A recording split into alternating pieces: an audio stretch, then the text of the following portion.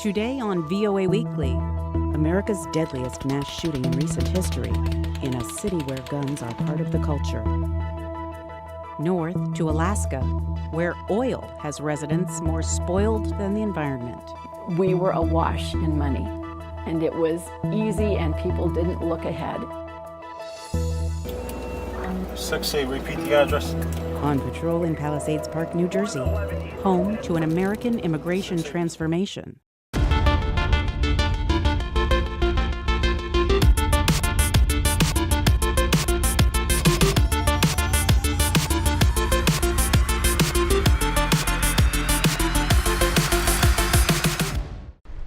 Las Vegas, in the days after the worst mass shooting in recent U.S. history. The gun stores and shooting ranges are busy. For $90 an hour here, you can fire a pistol and pull the trigger of an M16 fully automatic rifle. That was a little bit scarier, just how quickly it went. It was 25 shots, it was gone in a couple of seconds, and that was it. That was about the speed of the bullets raining down on a crowd of concert goers just days before. Bob Irwin owns an AR-15, one of the weapons police say the gunman used against the crowd. But Irwin's is semi-automatic, legal to buy in the United States. Police say the killer modified his to fully automatic. That's how they normally work. An individual cannot make a machine gun since May 19th of 1986, period. Except for one way, with a bump fire stock, which police say Paddock used on 12 guns. It's new technology to modify the trigger and is legal. Everything is available on the internet. Everything from conversion kits for under $100 to how-to videos. There are some restrictions on guns in Nevada. The state requires a background check to buy them, and you have to have a permit to carry a concealed weapon. 2 Nevada gun store owners say the killer met them, telling police the gunman bought several guns at their stores and, quote, all state and federal requirements were met. And among the people in Las Vegas on the night of the massacre was Ebbs. Yet that didn't stop him from coming to a range to shoot a machine gun. After being involved in that, after shooting a gun, I'm even more so against it, being honest. I think in a controlled environment, that's absolutely fine. I'm Carolyn Pursuti in Las Vegas, Nevada. I'm standing in front of a memorial to the victims.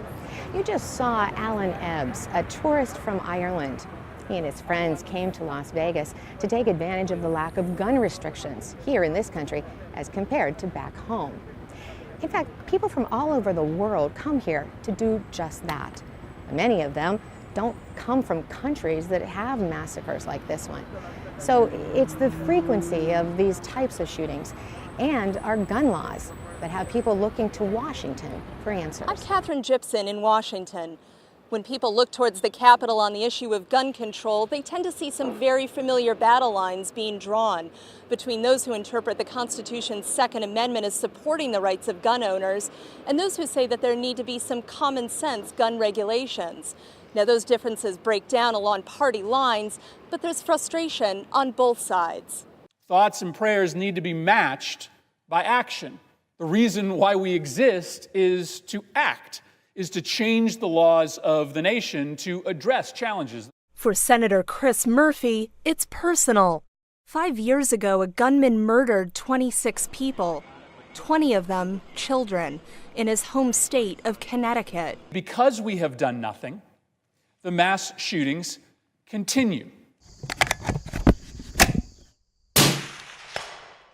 But in America's divisive dialogue on guns, even timing is up for debate. Look, the investigation's not even been completed, and I think it's premature to be discussing legislative solutions, if there are any.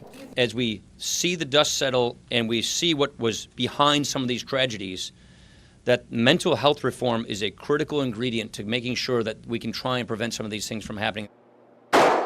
Reform that doesn't infringe on the rights of gun owners, who can be a powerful voice at the ballot box. I don't think restrictions do anything but prevent honest, law-abiding people from getting a weapon that they need and deserve to have, and with the freedoms we have in America. And while Hill Republicans said the other side was playing politics with guns, the Democrats are going to keep politicizing every tragedy that occurs. I think that's despicable on their part. Our thoughts and prayers go out to the victims here. This is not the time to automatically reach into the desk drawer and pull out gun control again. Angry Democrats said Republicans were the ones putting politics ahead of people. Follow the money. The NRA and the Gun Owners of America have spent a lot of money to try to change the narrative. And there's been a lack of political courage on the part of a lot of folks in Congress. One top Senate Democrat saying that example can be set by President Trump. Call us together and lead this nation in some rational laws about gun safety that the overwhelming majority of Americans, Democrat, Republican, and Independent, support. There's a gun violence problem. We're not going to talk about that today. We won't talk about that. President Trump sidestepped questions about gun control Wednesday during a visit to Las Vegas, where he stopped at the hospital that treated many victims. At police headquarters, Trump praised first responders and citizens who stepped up to help. We cannot be defined by the evil that threatens us or the violence that incites such terror. We're defined by our love, our caring, and our courage. In the darkest moments, what shines most brightly is the goodness that thrives in the hearts of our people. That goodness is our lighthouse. I felt so sad what happened on Sunday with the victims and their families, and I wanted to come out and support our community and help and donate blood. Some of my clients had people that worked there and they saw this thing happen, and it's horrible. I mean, you have to come together as a community to help when these things happen. It's just, we need to have each other's back. I'm coming today here to help a hand, to help our neighbor. There we go. Very good. Thank you. We have to unite together, everybody help a hand. We're not just some gambling casino town that profits from everybody's travel, that we can get together as a community and we can actually support each other and have this amazing bond with all of our residents. When I saw what happened on the news, I was shocked. So many people injured and died. I feel that I need to do something. What a diverse turnout this is. This is beautiful to see everyone kind of get together and do something good, because we're all kind of the same. We're on the inside. Ahead on VOA Weekly, we take you to New Jersey to see America's first town whose majority is Korean American, and to Alaska, where oil fueled an economic boom that threatens to go bust.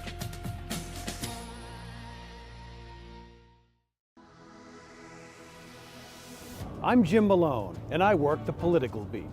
I cover what drives the political issues in the United States, what voters think, what drives the candidates, how public opinion shifts on one issue or another. It keeps you in touch with the American people and where they want the country to go. It's a great way to get a window on what's happening in the United States. I'm Jim Malone, and my beat is U.S. politics. My name is Eva Marcan. I started working at VOA in 1998. We're originally from former Yugoslavia, so we moved to America right when the war started. In 91, when I came here, in class I would always spend a lot of time doodling with wall art, graffiti. It opened up the door to exploration for a teenager. But you can definitely come out and do a piece like this, or do a piece like this, and it would be recognized. And you also tell a story through it.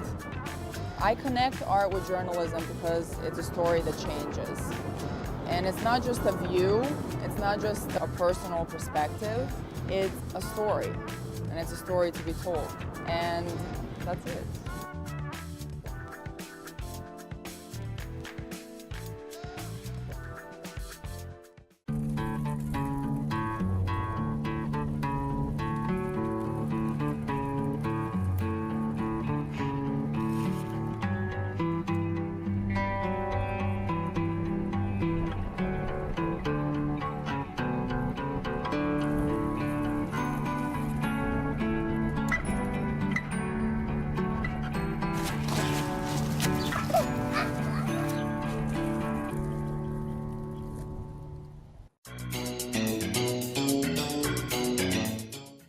President Trump got an on-the-ground look at the situation in Puerto Rico after the U.S. territory was devastated by Hurricane Maria. He praised the efforts by first responders and U.S. troops who helped search for people stranded by floodwaters and debris left by the storm. Trump shook hands with the mayor of San Juan, who he criticized on Twitter last weekend after she took issue with an administration assessment that the U.S. response is a, quote, good news story.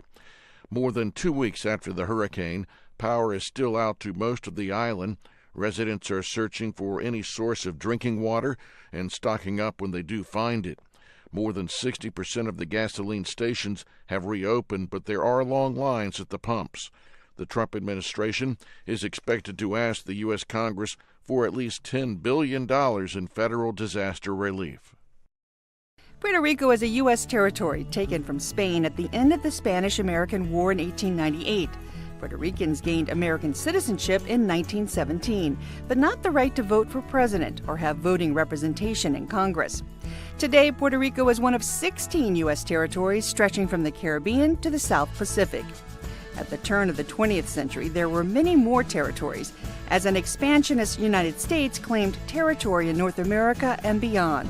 Some, like Alaska, became U.S. states, while others, like the Philippines, gained independence. 3 times during the 20th century, Puerto Rican Americans voted to stay a territory. Earlier this year, a majority of voters in Puerto Rico said yes to statehood, but the referendum was non-binding and boycotted by many. The U.S. Congress would have to approve statehood, something it has shown no willingness to do. The next to last U.S. territory to win statehood is Alaska, admitted to the USA in 1959. This month, Alaska celebrates the 150th anniversary of its transfer to the United States from Russia. At the time, the $7.2 million price tag was seen as a folly, but that investment paid off after oil was discovered beneath the tundra. And that set off an ambitious project, construction of the Alaskan oil pipeline. More than 1,200 kilometers long, it crosses tundra, rivers, and mountain ranges, carrying crude oil from Prudhoe Bay in the north, far beyond the Arctic Circle, to the Valdez Marine Terminal in the south. The pipeline is one of the most protected oil systems in the world, built to withstand severe earthquakes. Geologist Tom Marshall predicted that Prudhoe Bay would produce the most oil. It reminded him of basins he had seen in Wyoming. Someone asked me, well, did that hurt your feelings? And it didn't at all. Marshall's selection of Prudhoe Bay was called folly. I could understand why they would think this would be folly, you know. Like the governor says, doesn't he know it's frozen? We weren't used to dealing in those terms. Prudhoe Bay proved to be the largest oil field in North America, holding some 25 billion barrels of oil. Owned and leased by the state, the field was part of a boom that resulted in a permanent fund that pays dividends of about $1,000 a year to each Alaskan. Without the tax basis of the North Slope Borough, we would have never had water and sewer if it wasn't for the tax revenue that came out from Prudhoe Bay. That made a tremendous improvement to our communities. It brought in the schools, the fire department, the clinics. Historians estimate that the wealth generated by North Slope oil fields since 1977 is greater than every other resource ever extracted from Alaska. But oil revenues are waning. From a high of 2 million barrels per day in 1988, daily production is now under 500,000 barrels, and the state budget is in deficit. I worked in the oil patch for 10 years, worked in Prudhoe Bay, worked on the pipeline. The Valdez terminal opened up and ships started coming in to get it. That was 40 years ago, I believe, this year. We were awash in money, and it was easy, and people didn't look ahead. And instead, we put all our eggs into that one basket. And now that basket is pretty empty. But Alaska's oil potential is far from exhausted. Politicians have taken steps to open up the vast Arctic National Wildlife Refuge to oil, renewing a long fight over the remote region. It's a fight made more urgent by a state that is billions of dollars in debt. And nobody wants to step up to help pay for it. I mean, where is that independent Alaskan spirit that says, I can do it? We'll make it work. I can answer this question. Instead, we still keep looking to the oil companies to take care of it.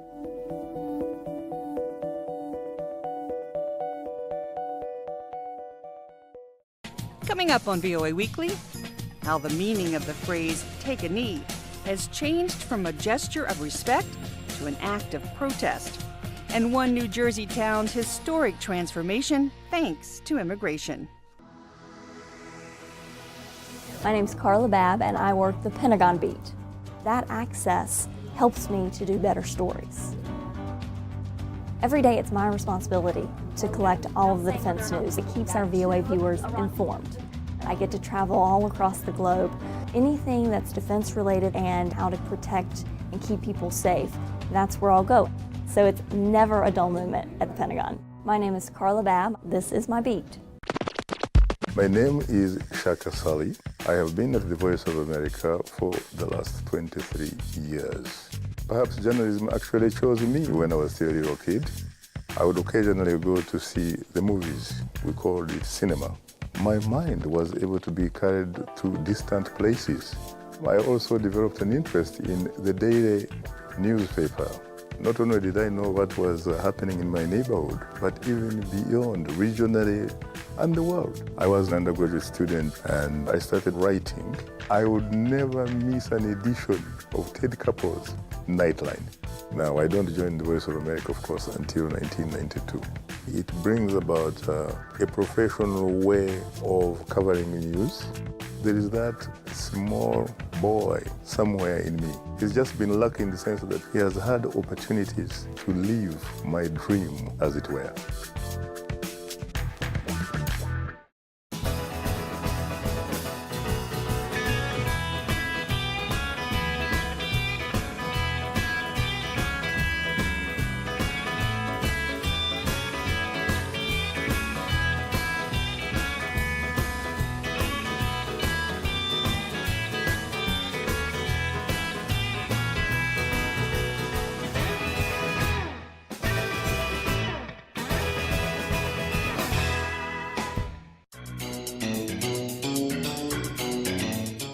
English has some strange phrases and sayings as words get strung together to create a new meaning. We'll try to explain by serving up a word salad. Take a knee. The phrase has taken a new meaning, a form of protest as actions by several American football players have triggered a controversy involving President Donald Trump. It started in August 2016 when American football player Colin Kaepernick first sat, then kneeled during the pre-game ritual of playing the U.S. national anthem. Kaepernick said he acted to protest police brutality and racial injustice against African Americans. Several other football players around the league have since joined Kaepernick's protest. During a campaign event last month in Alabama, President Trump used a coarse epithet by suggesting team owners take action against football players who knelt during the national anthem. Wouldn't you love to see one of these NFL owners, when somebody disrespects our flag, to say, get that son of a off the field right now, out, he's fired. He's fired! Over the next 48 hours, the president tweeted his opinions while teams and players tweeted statements of respect and support for players. When games kicked off Sunday, some players did take a knee in protest. Many teams locked arms during the national anthem, including team owners. Some teams stayed in the locker room during the anthem. Take a knee became a viral hashtag throughout social media, symbolizing protest and support for free speech rights. Traditionally, take a knee has other sports meanings. Players take a knee when another is injured on the field. Football quarterbacks take a knee to run out the clock when the game's outcome is no longer in doubt. And coaches ask players to take a knee when they want to address the players. More commonly, men get down on one knee when presenting a ring to propose marriage. Taking a knee, or kneeling, is most often seen as a sign of respect, as it places your head below someone, for example, a royal ruler, or, in the case of religion, God.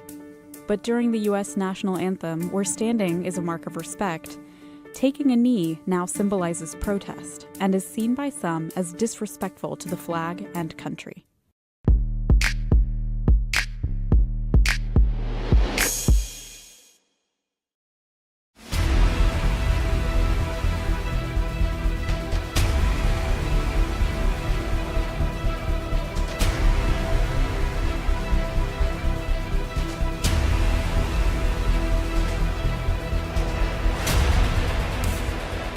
We took the bus and then we took the ferry, and it took a long time, but I guess it's absolutely worth it. I think the Americans don't realise how much we know about the game and how passionate we are about the game. You're getting Wembley and Twickenham sold out 4 times a year, easily sell out 8 times a year.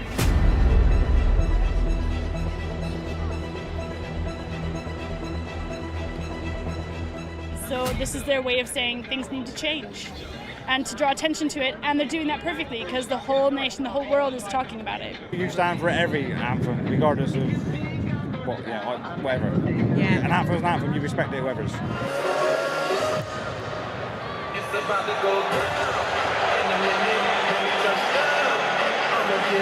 American football is a kind of different sport, but it brings people together, so you can't have enough sports doing this.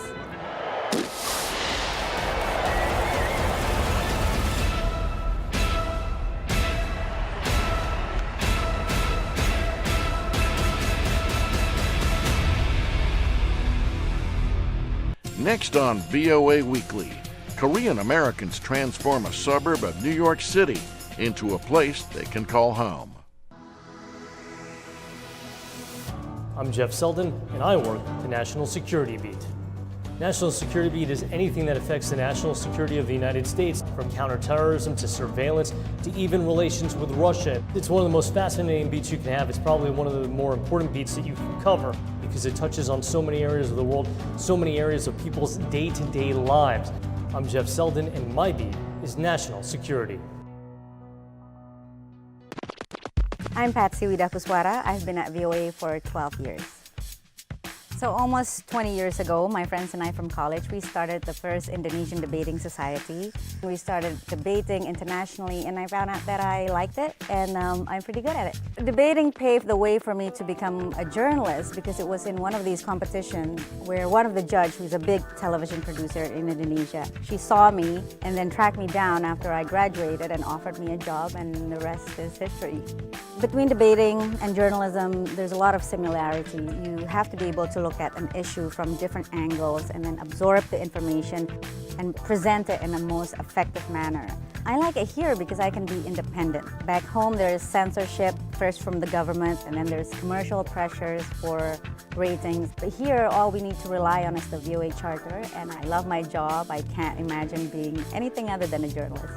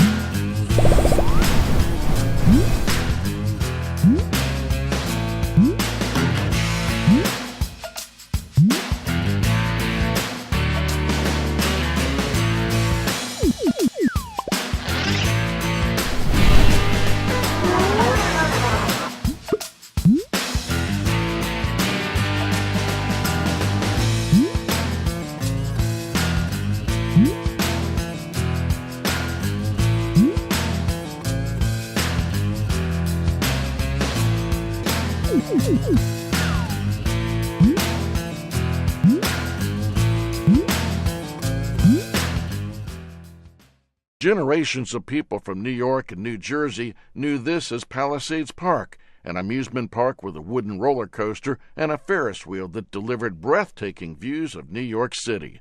Now, a new generation knows Palisades Park quite differently, as a town that has transformed itself into America's first, with Korean Americans as the majority of its population. 언제 어디서 무슨 일이 있을 수 있는 직업이기 때문에 펠팍이 한인들이 제일 여기 뉴저지나 이 지역에서 많이 사는 동네인데 경찰서도 생각하고 타운에서 생각하는데 한인 경찰들이 많이 필요하다. 그런 이유 때문에 제가 처음에 경찰 시작했을 때 한인 경찰들이 많이 없었어요. 선배들도 없었고. 근데 지금은 이제 한인 경찰들도 많아지고 펠팍 경찰서에서도 벌써 한인 경관들이 벌써 5명이에요. 그래서 후배들이 많이 생겼죠. More than 51% of Palisades Park residents are Korean. 1 out of 4 people has difficulty communicating in English. So Korean-speaking officers like Sean Lee provide assistance and comfort to those who lack fluency in English. In 2015, Sean became the first Korean sergeant, and it was great news for the town. 커뮤니티가 되게 특이한 커뮤니티예요. 물론 한인 커뮤니티가 여기 한인 밀집 지역이다 보니까 한인들이 많이 사시고 이제 업소들도 많은데 문화를 모르는 경찰들은 이해를 못하는 점이 많아요. 그래서 제가 다른 이제 미국 경찰들한테 이해를 하게끔 한국 문화는 이렇고 오해하지 말라. 그럴 경우가 좀 많았어요. 여기는 디스패칭 세너리라고 저희가 매년 평균으로 한 2만 콜 정도 받게 돼요. 제가 생각하는 한 65% 정도 한인들이 피해자나 가해자나 사건마다 관련된 분들이 한 65% 정도 되는 것 같아요. 아 그래요? 근데 아직 우편으로 아직 안 날라왔다. Sean holds the 3rd highest rank in the department, but he's happy to be an interpreter for those who need help with English. On a hot day, Sean meets his old friend Steve after work. Steve is also a police officer in Fort Lee, New Jersey, where there are now 8 Korean officers working at that location. 한인 경찰서 우리 입장이 많이 곤란했던 그 시절 한인 주민들이랑 또 미국 주민들이랑 그 한인 또 같이 일하는 미국 경찰 동료들이랑 우리 사이에서 되게 답답하고 어떻게 보면 좀 외로울 정도로 그런 시절들이 있었는데 왜 한인 경찰이 왜 필요한지 또 한인 사회에서 그거를 생각하고 With so many Italian-American police officers dominating this area, it was difficult for Korean officers. The Korean officers often faced discrimination, so it was difficult to get promoted. But they persisted, and after 17 years, there are nearly 50 Korean police officers and state troopers who support each other throughout the state. 항상 제가 펠팍에 들어오면은 집에 온 느낌이에요. 고향이라고 생각하면 될 것 같아요. 제 2의 고향. 6A, repeat the address. 111 East Homestead. 6A, respond.